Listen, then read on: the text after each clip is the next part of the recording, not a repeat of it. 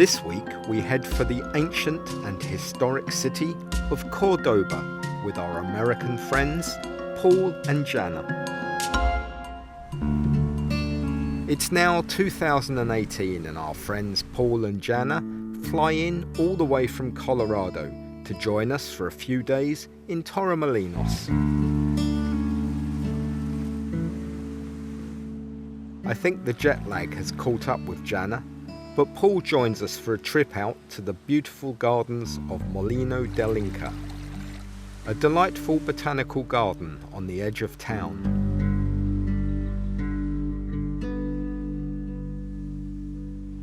It's a lovely place to wander around for an hour or so, with all sorts of plants, birds and water features based around the old watermill.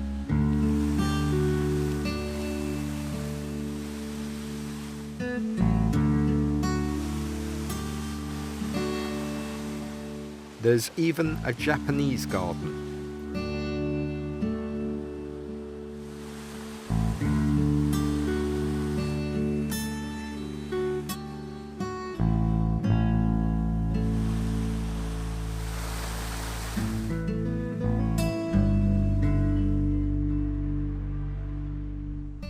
With 3 kings over, we take a day trip out by train and head inland to the ancient city of Cordoba. Today we're going to Cordoba. We're going to see 3 main sites. One of them is a Mezquita, another is a walled garden, and another after that. And we've never been to the interior of Spain before, so that'll be kind of cool. I hope it's better than this in Cordoba. A major landmark which immediately demonstrates the long history of Cordoba is the Roman bridge spanning the Guadalquivir River, which led to the rise and importance of this ancient and once most powerful city. Today we're in Cordoba. It's a little bit overcast, but we're mainly going to be inside looking at the Mezquita and the Arab baths. Life in 10th century Cordoba was a diverse melting pot, with Muslims, Jews and Christians all living together in harmony. The Mezquita, built back in 700 AD on the remains of a Roman temple, was formerly the centre of Muslim religion in southern Spain until the Christian conquest of 1236.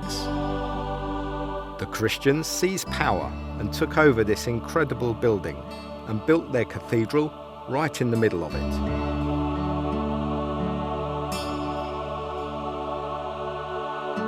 Often, when conquered, the old important religious buildings were razed to the ground and built on top of, destroying any reference to the old rulers. But here, the former mosque can still be seen in all its glory. The detail of the columns and ornate double arches are still clearly visible. By the 14th century, the Christians drove the other faiths from the city in an end to religious tolerance. At the height of the Moorish culture, there were more than 600 bathhouses in Cordoba. Body cleanliness is an important part of Muslim worship. The Banos del Alcázar Califal are one of the few Arab bathhouses to remain largely intact and open to visitors. The star-shaped skylights are still visible, along with the marble columns.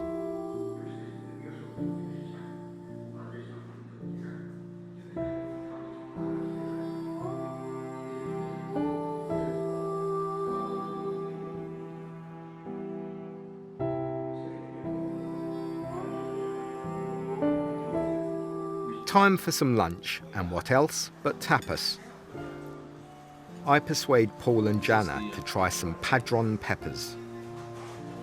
It's Russian roulette with food, but will we find a hot one?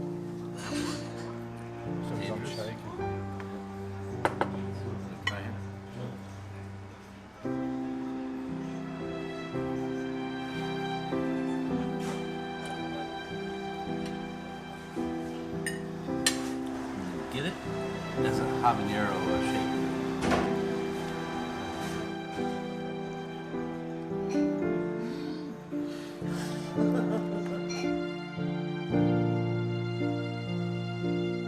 It looks like we're safe today. After lunch, we head for the Alcázar, another amazing palace.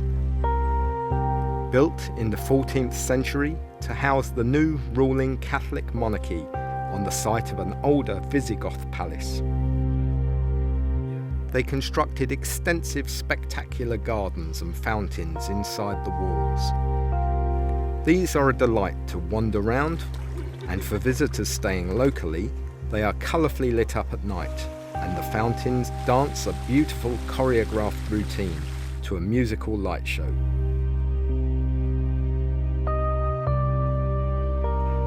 On its darker side, the palace was used as a strategic base for the Spanish Inquisition at the start of the 19th century. Wow. We've been here before, and it's my favourite Spanish Alcázar. It's definitely worth a visit if you find yourself in Cordoba.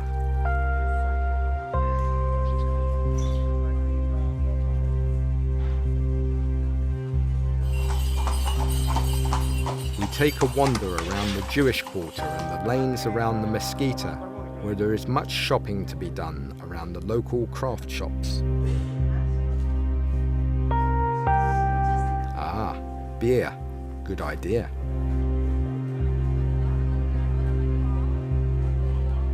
Before we head back to the station, it's time for a local beer and one of my favourite tapas dishes, patatas bravas.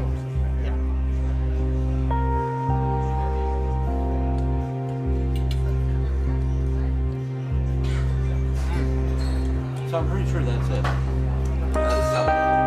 Tapas bravas. It's hotter than the padron peppers were. We're not very far away. So that's been a really nice day out in Cordoba.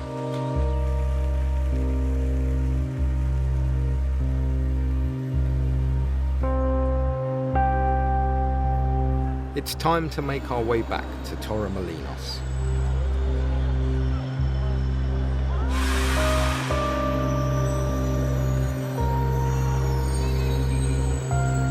Next time, it's the Great Boomerang Bake Off. So don't forget to subscribe so you don't miss out on your share of the cake. This is actually very quick.